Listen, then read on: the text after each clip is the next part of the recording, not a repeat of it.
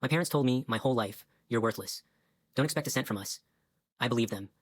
Then, one Tuesday morning, while I was eating leftover pizza before my warehouse shift, my phone rang. Mr. Carter? This is Daniel Pierce, executor of your grandfather's estate. We need to meet. I almost laughed. My grandfather? The man I was told disowned me? The man my parents swore hated me? Impossible. But 2 hours later, I was staring at documents that didn't lie. $1.9 million in investments, a Victorian house, and a trust fund in my name. But, my parents said, I stammered. Daniel slid an envelope across the table. My grandfather's handwriting. Ethan, you were lied to. Your father and stepmother convinced you I cut you out. The truth? You were my favorite. Your real mother, Laura, was my daughter. She passed when you were 3. Your father remarried and his new wife despised you. She told everyone you were illegitimate. She forced him to play along. I watched you struggle, and it broke me. So I made sure you'd get everything. They get nothing. My hands shook. 23 years of humiliation. Birthdays forgotten.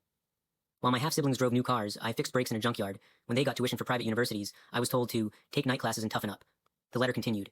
Your stepmother and father assumed they were inheriting my estate.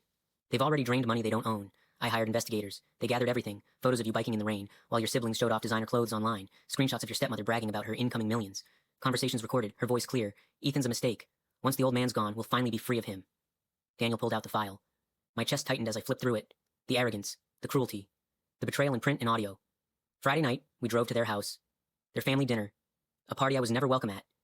Through the window I saw them laughing around a granite countertop, champagne flutes raised high. My father opened the door, grinning. Daniel. Finally, how much did Dad leave us?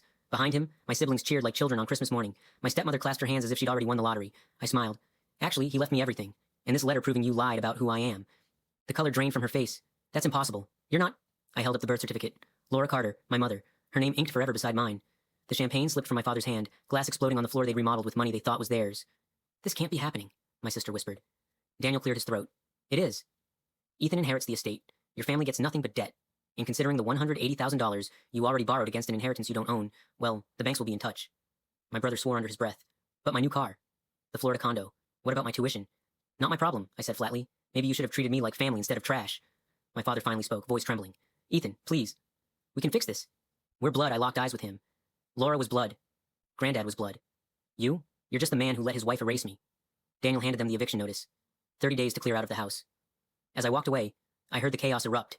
My stepmother shrieking, my brother cursing, my sister begging for money that wasn't there. The house keys in my pocket felt heavier than gold. For the first time in my life, the weight wasn't shame. It was justice. Made it this far? You're the best. Hit subscribe for the next one.